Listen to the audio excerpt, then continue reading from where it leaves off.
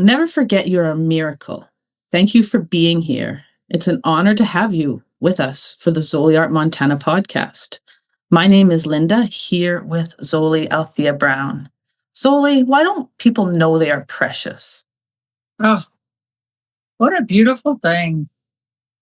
I think we have to feel that. And it's vulnerable. It's a very vulnerable thing to say, I am my beloved. That's something that we would say to a child, a pet, a beloved person in our life that we love. But to say it for ourselves, we're hit so much with the idea of ego. You don't want to show an ego. You have one for a reason. The ego is there to maneuver through the physical world. But to know that we're precious, that comes from the heart. That's the heart and the soul. And I think the more we treat each other like that, the more we might be able to treat ourselves like that too. It's a good point. When we see the beauty in others, it kind of reflects back on ourselves, especially if they're our loved ones. Because if you love the people around you, well, they're around you, so you have a reason to love yourself. You know, that's so true. I was thinking this morning, this crazy thing. I thought it's natural, and God does this to us to say that we have a family and we love them more than anybody else, maybe. But if we're on a planet with 8.5 billion people and we're all one soul, why do we just love and protect those people? I think we're programmed to do that. There's karmic relationships, but it's also for safety. So to say that I am my beloved, that is a very vulnerable thing to say because it means that I am opening myself to the experience of my soul. And the personality, the ego is part of the personality. The mind, the body, the earthly spirit, that's all one. And we keep those in the astral realm as part of the emotions. But when we say, I am precious and I'm my beloved, and I love these certain people, it's a cyclic thing that happens. We want to recycle that. We want to teach that to our children. And we want safety and security. And we have to develop a strong backbone. We have to be strong. And part of saying that we're precious or saying, I will protect you. That's really true. And it's interesting that when we have to love ourselves, then we have to be open to fixing or changing certain things. You know, it shines a light on the things you don't like. You know, when you love somebody, you want what's best for them. So maybe it's that when we aren't loving ourselves, when we aren't treating ourselves like we're our own precious, it's so that means we don't have to change. I can be ugly. I can be all the things that I don't like about myself because I don't have a reason not to. That's very well put. It really is. Because we can all just be absolute spiritual jerks to ourselves and other people. It's just part of human nature. We get cranky. I mean, I get cranky. You know, then we have to go back and fix it. It's like we're always fixing something. We're getting ready to fix something. Human beings do what? We move things around. We move materials. We move goods. We got like 18.5 truck and transports full of dirt for the farm when I moved there because it was built on a flood zone. So I thought, we're just moving dirt and rock from another area to this area. And the earth is a closed space, right? So that's what we're doing. We're moving all of that, but we're also moving people. We're moving cultures and we're moving emotions. And when we get so entrapped, not in a bad way, but entrapped within family systems and cultures, it's hard to change that. We're programmed from a very early age to do that. It's not such a bad thing. Part of this is just saying this is life and it's what goes with it. It is. It's curious how we make it so much harder on ourselves rather than just accepting what is. Oh, it's hard to accept what is because maybe we messed it up before and now here it is. I do that. I do that. And change is hard. Our bodies don't want to change. Inertia is very important. When things are going well, we don't want to rock the boat. And think of the neurological rewards for not changing. You don't have to try, you don't have to move forward. And it's hard to do that. There's all these transmitters involved. We're very, very programmed from an early age to be certain ways. Then in recovery work, which is my past and my history, 12-step work, we spend a lot of times looking at the inner child and looking at the piece of us that got addicted to either a substance or behavior in replacement of changing things. So it's a very complex issue, and you're just not going to get it all at once. The struggle for me has been fighting myself, as you mentioned. Why am I not treating myself as my beloved? Why would I look at the past as something that's still now? Well, in body code, emotion code, there's part of the process to where you don't want your past in front of you all the time. It's kind of recovery work. Some people call it soul retrieval. But what we're trying to retrieve is peace of mind. And we have to be able to go through that trauma of change to get that peace of mind. And it's not all the time. Things cycle, and that's just how it's supposed to be. Yeah, it's a relatable experience because we struggle with that cycle so often.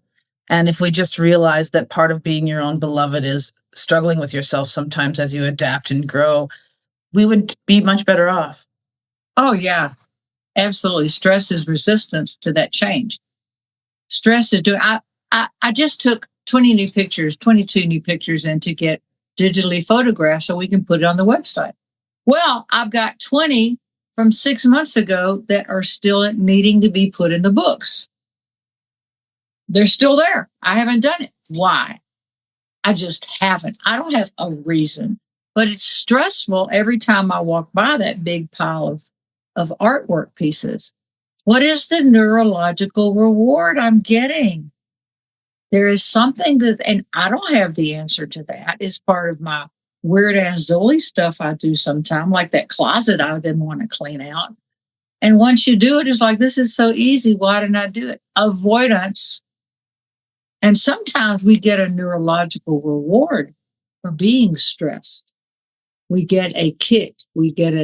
It's not really endorphin. I don't know what it is. It's something that says I'm feeling something and I need to feel something. So at least I'll feel stress. Isn't that the truth? And we almost reward stress in our world. Who's the busiest mom? Who stays at work the longest? Oh my God. I love the idea of the young mother with the kids, especially the single young mom or single young dad. How the heck do you do it? How do you do that? You have jobs, you have a home, you have kids, you have family, you have all this stuff coming at you.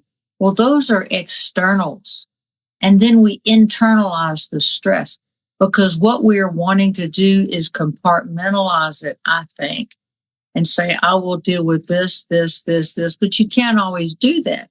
So I think part of the stress, the avoidance of life, is knowing when to do something. What am I waiting for? It's just life. I don't know of a person that doesn't have that. Yeah, and we lack, well, speaking for myself, especially, we lack the knowledge to use that wisdom we already know and affect better choices in our lives. Oh, absolutely. And it's all in the brain, I think. We can't just create new habits. Oh, I'm going to have goals. And so it doesn't seem to work. The New Year's goals and all the exercise equipment that ends up at the donation places in February, it doesn't work because it's an externally forced thing. So how do you do that? I don't really know. The only way that I know to change things is to do the Buddhist thing to where I'm not going to try to change it. I'm just going to notice it.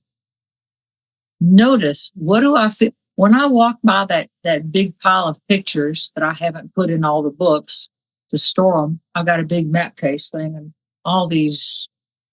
Anyway, what is the neurological reward? What am I doing? Well, I think it's guilt. I think it's an old guilt thing that I'm still feeding myself because I'm not getting it elsewhere. And that's insane, but we're all nuts. I mean, we all do this weird stuff. We're adult children at times, wondering why things aren't going well. Well, we're just not in it. We're not in the energy field of that in the moment. Okay, I'm going to deal with this. I mean, once I notice why I'm doing something over a past couple of days, over a week, then it seems to change itself. So I think after we film this today, I'm going to go downstairs and look at that pile and say, what do you feel, Zoli? What do you feel? Is this the past? You don't want to put these up? Do you just not want to do the work? It's usually not that big of a deal, but we make big deals out of it. Yeah, we really do. And if we were able to step back instead of getting into it and throwing a fit, then it doesn't seem like a big deal at all. So many of the things that we get really riled up about are very small indeed. Oh, yeah. Look at the world right now. It's wackadoodle. At least look at the news. I like to say, look out your window. You don't see all this crap going on. So come on. I mean, you're being media fed. You're being media addicted. And if you spend your time in the day and you're one of those people who turns on the news in the morning or media to find out what you're supposed to be upset about that day, find something else to do, because it's draining and it's wackadoodle. But I do think, in defense of that, we're getting something. Humanity is getting something by going through that kind of stress. We're getting something out of it. And when we get on the other side of it, we will be better and we'll be clearer. So I'm Pollyanna. I'll look for the good. Try. I'll take that. And hopefully we will create a more calm and human-centered world and ecosystem online. It's outrageous how everything that's been created has been created to manipulate people into telling them what to be terrified of or excited about or which side they should be on. It does. It does. And they're doing that for two things: money or power.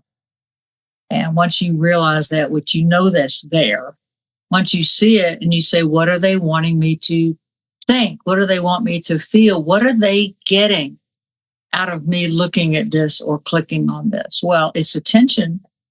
There are some stars that all they do is they want attention. They seem to me to be dead inside, and you just want attention. Well, maybe that's what you're supposed to do this life. Maybe you spent 1,000 years in the monastery in this life. You're supposed to be very attention getting. I don't know. But to me, that is no way to have peace of mind. So how can we live together in this world better? I think we got a long ways to go. I really do, because we have a lot to straighten out. We have a lot of things to shore up energetically. We have to build different structures. These structures are, in a good way, disappearing. You no longer have the unit of mom, dad, kids. Dad goes to work, mom stays at home. You don't have that anymore. Those times have passed. Leave it to Beaver, whatever, how I grew up with that. So the times that we're in, we're searching for a new way. And I think there are just so many new ways that we're fighting each other over which is the right one. So I think getting along with other people is really about getting along with ourselves and just backing out of it. You don't have to respond to things. You can walk away. What I have to do, and I can only use me because it's just me, if someone were to say something to me that is passive aggressive or offensive, what I choose to do is smile and say, excuse me, and I walk away. So far, they haven't chased me. But you don't have to engage. Or you can say to the person, what are you really asking? If you want to engage with that person, because usually what is being asked of you to share is not the real issue. Most people are good. Most people want peace of mind and a peaceful world and a peaceful planet.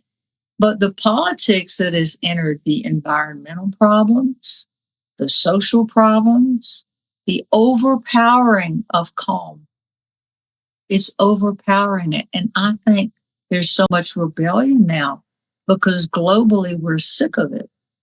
We're tired of the one person telling everybody what to do.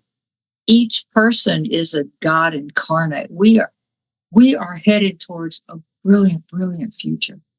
And when you graduate from Earth School as a 5th degree initiate, you'll be a master. You might go and rule a whole planet. You might stay here.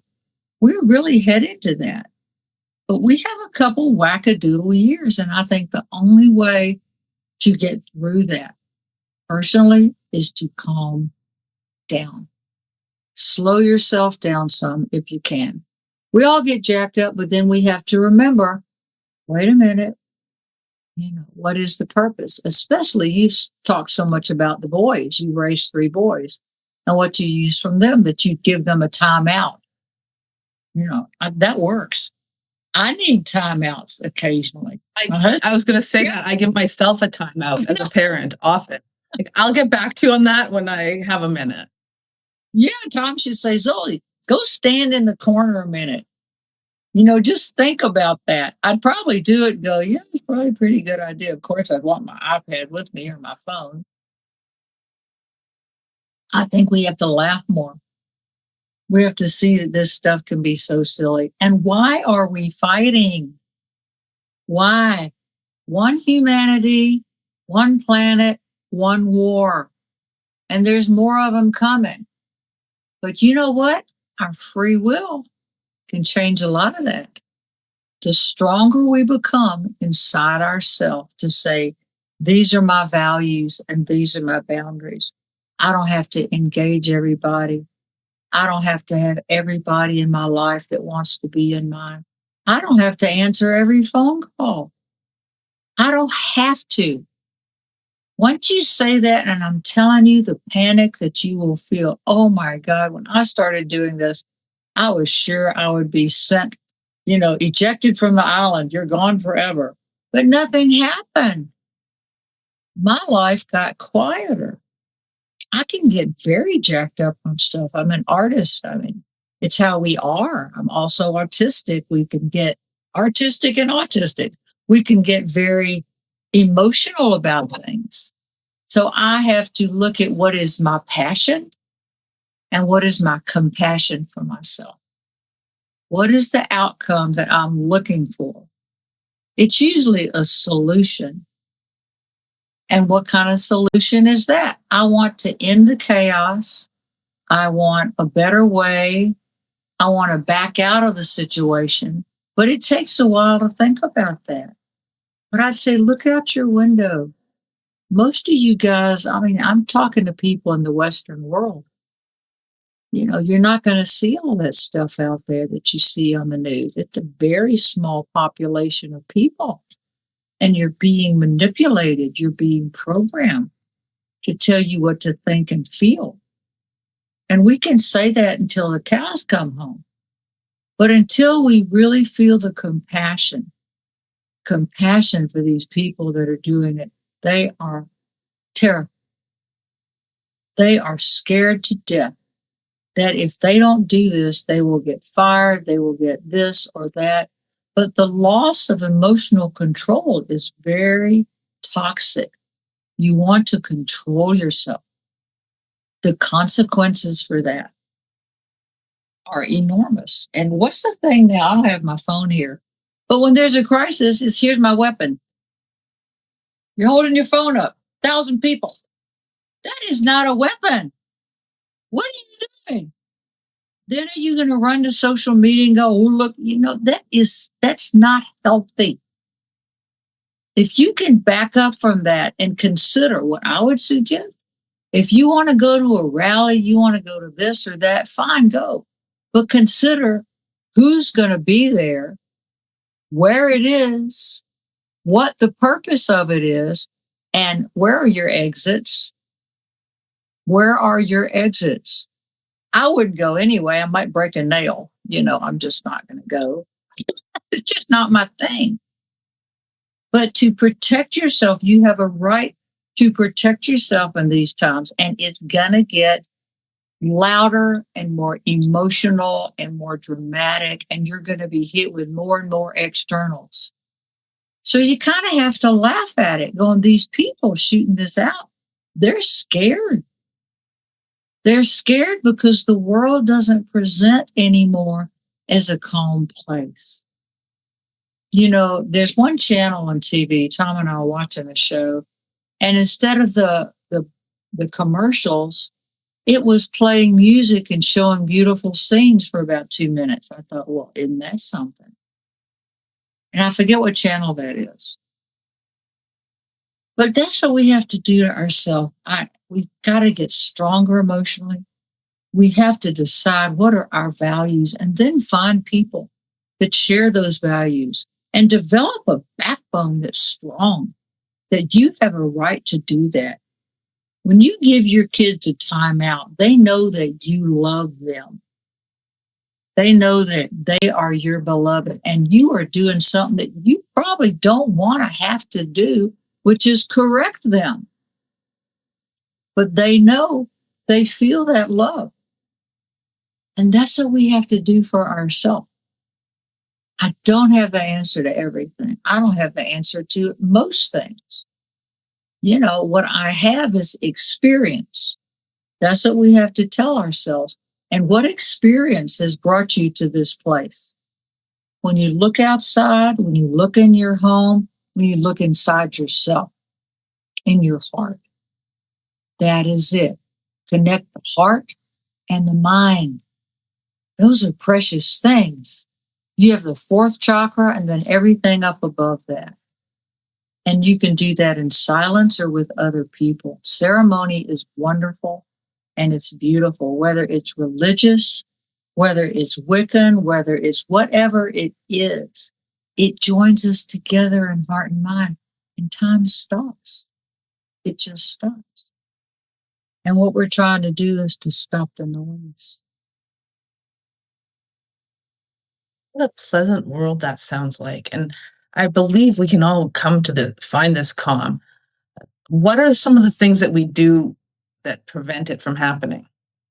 Well, it comes and goes because this world is left, right, up, down, black, white, boy, girl. It's opposites.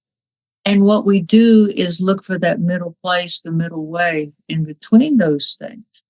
And I don't think there's ever any stasis. You are never totally one thing or the other because it changes so quickly. We don't always know it. We depend on the 5 physical senses. We attend to those, but things can be changing within the inner senses too. So what we are trying to do, what I am working on, is when things are really shitty and I'm just not having a good time with it, say, it's okay to feel that joy in that.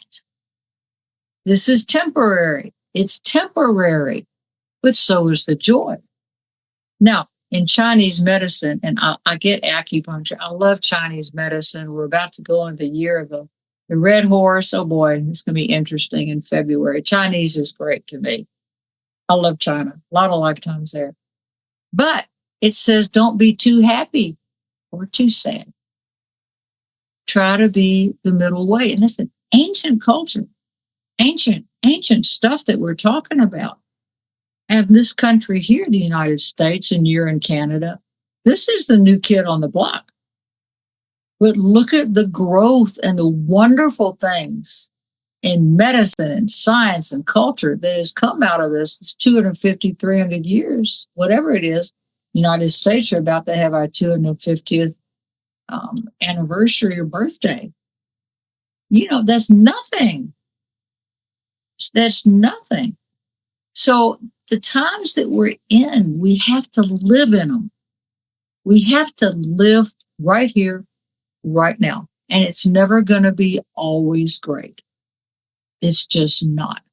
So in order to maneuver this wackadoodle world, I think it would help to be able to be more in the middle and to be able to intuit a hard time is coming.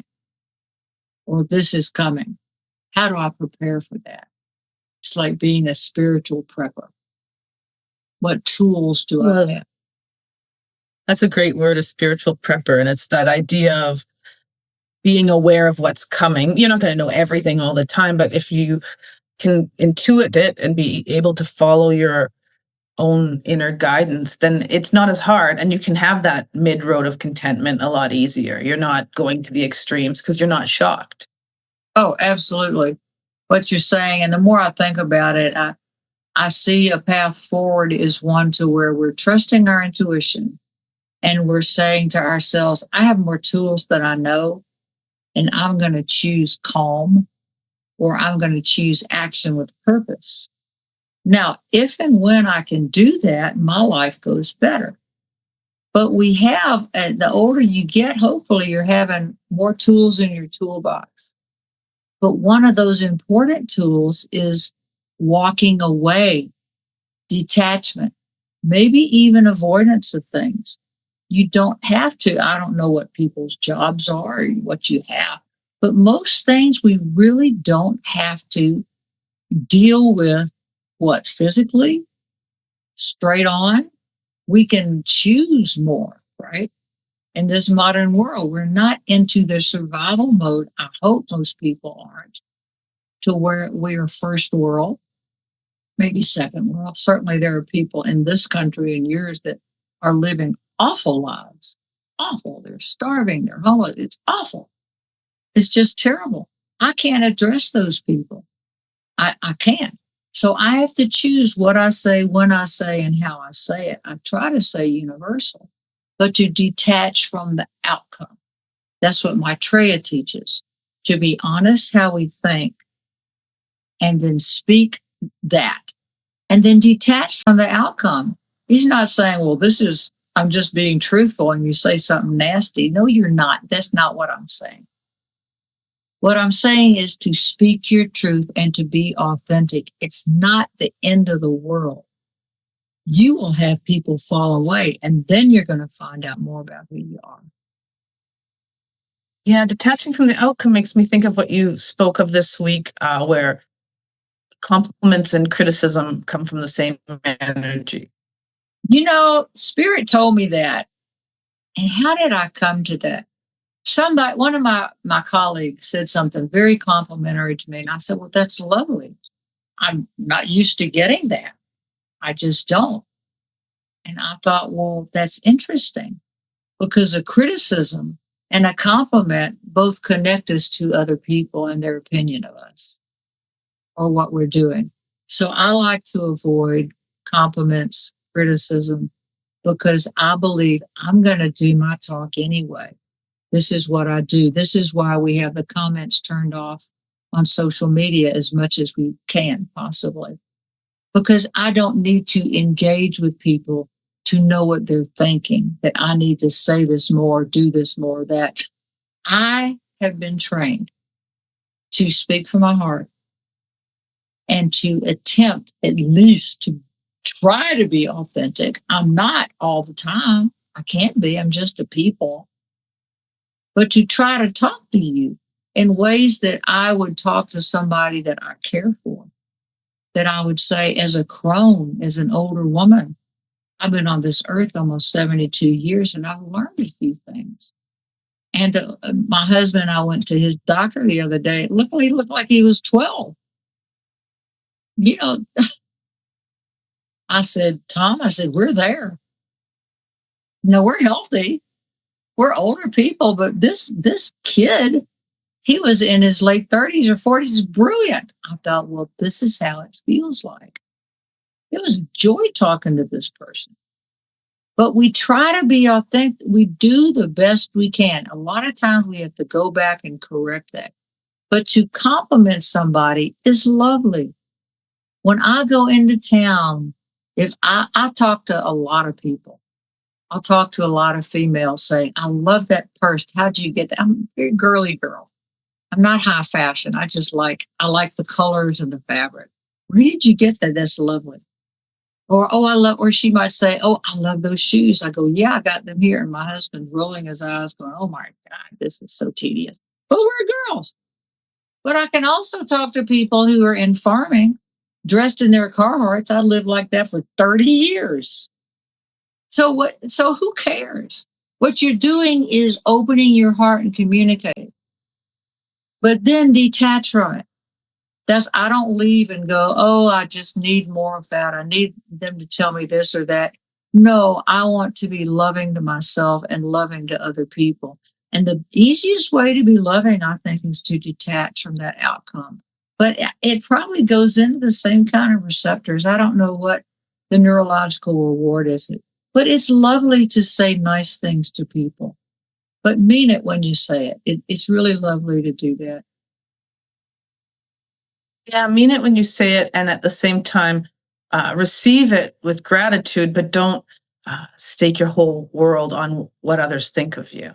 That's very well put. That's a very well put thing. I think that's something that you would say to your kids, you know.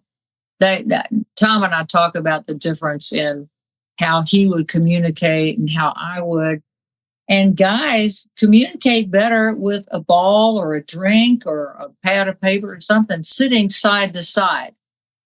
You know, in the old West, the bars were the long slab, we still have them, where men didn't drink and get aggressive facing each other. They were side to side, but you could see people in the mirror behind the bar. So there's ways even then they knew about controlling behavior. And we want people to be their best self too. But it reaches a point to where we don't want them to do better than us.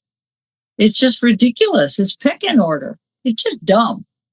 Well, we all do dumb stuff, but you let it go. You go, why did I think that? Well, that was stupid. But I did. I thought that was stupid, you know. It really is wild how, as humans, we always have to go back to the hierarchy, like who's the top turtle.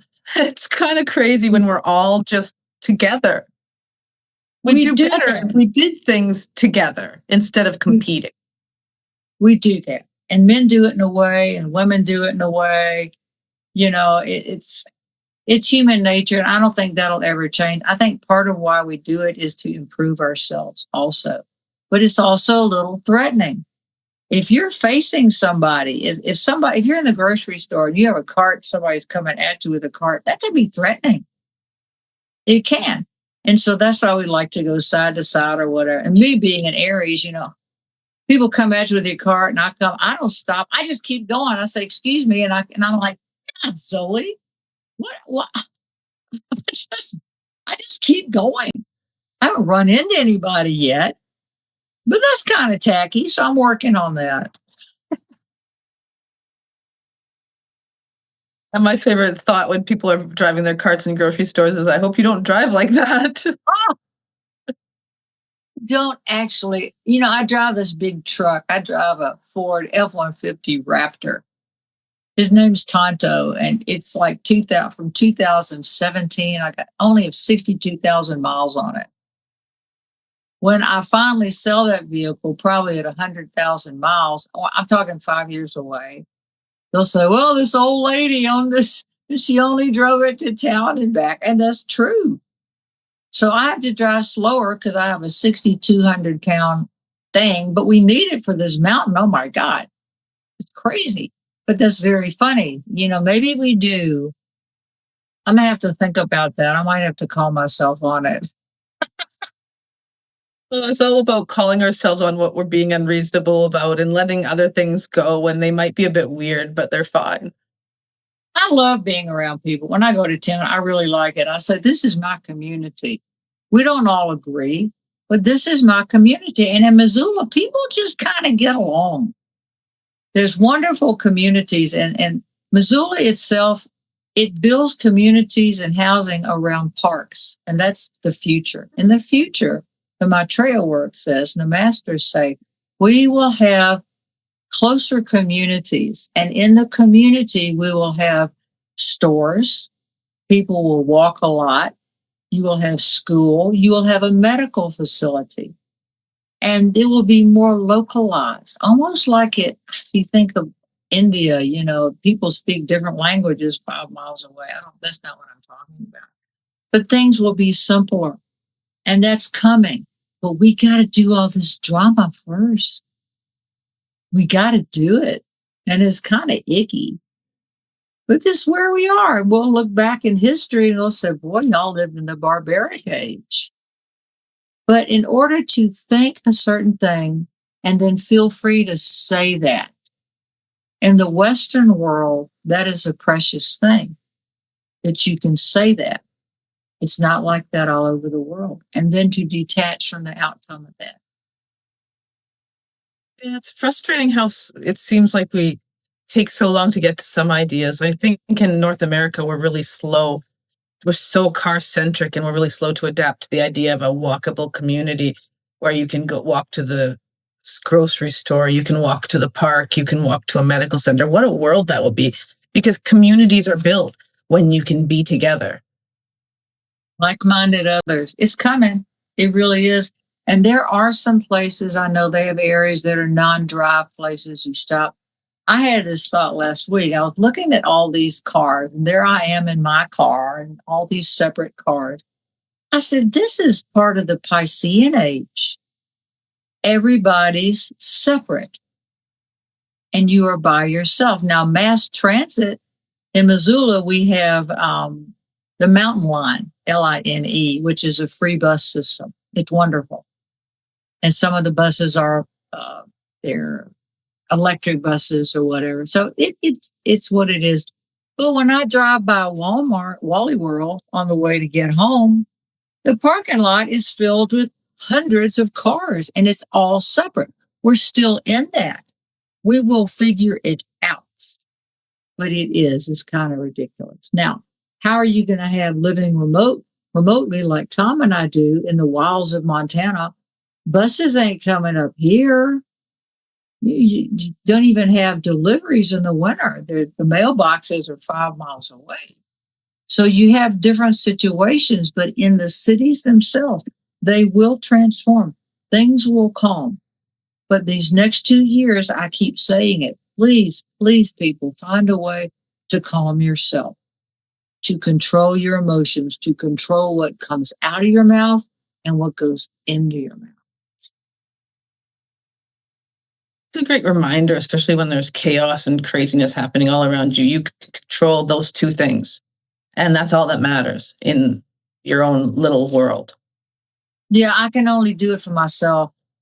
I can't control what comes out of somebody else's mouth or what goes in it. We can advise if we're asked, or sometimes we advise anyway. If we're moms and wives, you're going to hear. That's what girls do. But it gets down to self-control, to control ourselves. The parts of us that are the problem makers, the desire body, the emotions. This is very interesting information, and you don't see this many places, I'll tell you.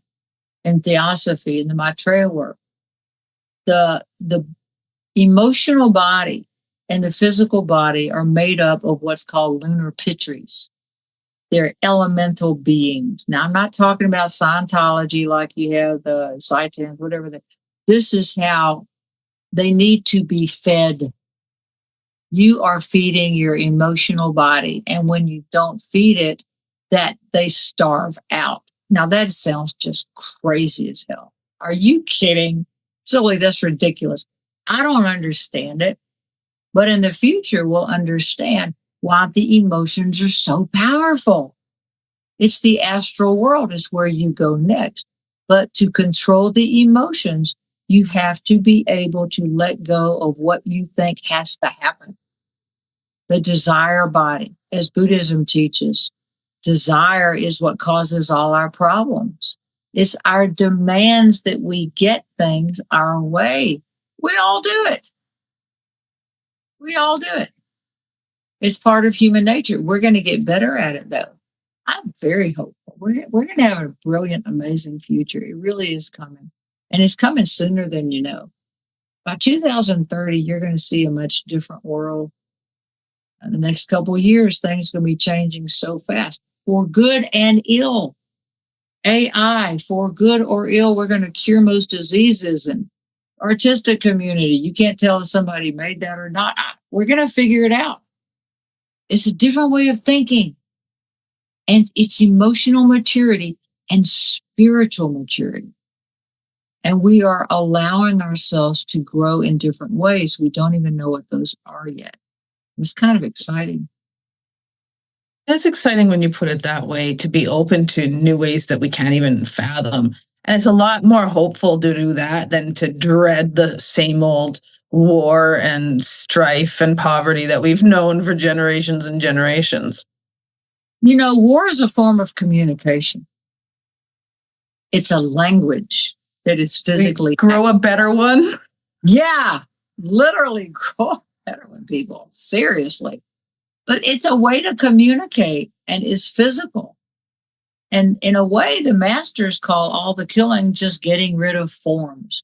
Your soul is perfect on its own plane. It doesn't need to change. You don't need to fix it. It shoots out these bodies that we have lifetime after lifetime. Now, in the year 600, the Emperor Justinus and his wife took reincarnation out of the Bible. Origen talked about it. Plato, Socrates, Epictetus, they all talked about it. It's real.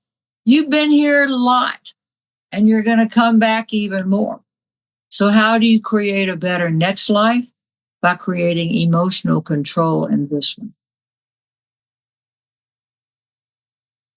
Now that sounds like something that's doable for everyone. There's got to be like one or two small things people can do to start having that emotional control. Ugh. When I'm upset, I need to remember that because I don't sometimes. What calms me down is the feelings that I'm getting. What does this remind me of? Well, it reminds me of times where things didn't go so well because I wasn't in emotional control. My mind was spinning. I was like, I'm upset about this. Where is it coming from? It's coming from a memory or an external. What's the neurological reward for it? You're getting, GABA, you're getting all these neurological feeds for being upset. What we have to watch now in these times is not trying to feel special out in public, that you have a special plan, you have a special idea, and now you think you deserve, because social media has said how special you are, that you go out and you make an absolute ass out of yourself in public with everybody going, it's real. It's what the world is right now. So you have to be very careful with yourself. And when you're around other people, you're around other gods. That's a humbling thought. And what a beautiful way to remember that others around us are just as important as we are. It's very threatening and it's very common. And it depends on what your experience has been with other people. God knows there is a large part of the population that has experienced trauma and abuse and all kind of icky things. They may not fix it. I can't address that. My heart goes out to that. But I suggest get help where you can. Life is a lonely journey. And you are born alone and you die alone. And in between, we kind of share it with other people. But you still have to make these decisions for and by yourself when it gets down to it. But there is help available. And it's all because we are one human soul on this one globe. There is one people. There is one soul. And that's really what we're sharing. And that's what the future is going to be. It's divine. It's going to be awesome. And it's so important for you to keep sharing that message because it can be very difficult to have compassion when you're faced with the ugliness of humanity. Well, I think so. It's a great message. I'm not selling anything. I'm not asking you to buy something. Here, buy this thingamajiggy to make you feel better, or buy this bracelet. The world will only be better if you sign up to this. It'll solve all your problems. Buy this. Don't be commercial. Buy this. It'll keep you from being, you're already commercial. As commercialism ruins everything. But I think what I have to say is just from my experience that I feel grandmotherly, I'm the auntie. I want to spread out what has been given to me by spirit. A lot of it just comes through me. A lot of it can be flat ass wrong. I don't know. That's why I'm just saying, you better run this through your filter and know, how do you feel when you hear something? Anything on TV, anything in media from other people. What is their engine? What are they trying to make you think or feel? What is their motive? And when people say things to you, take a minute, take a breath, and, think, who is this person? What is their motive? Because usually what is being asked is not what their motive is. It brings me so much joy to have these conversations because it reminds me and reconnects me with love. Oh, it's all that there is, Linda. It's truly all that there is. And the greatest love that we have is usually the child. Your mom, you know that. I love my cat. I love my husband. I feel like I'm a loving person.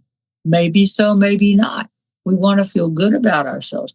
But what you can absolutely count on, and this is me, this is emotional, this is religious, this is spiritual, is God, the Holy Spirit coming through you, this divine presence, divinity comes through you all the time.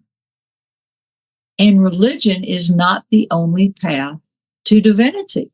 It's just one of them. Just one. You've been lied to and deceived to say that's the only path. Well, it's not. That's the emotional path. And it's a good path. But you can reach the divine through golf. How do you connect with peace of mind? You have to decide what that is for yourself.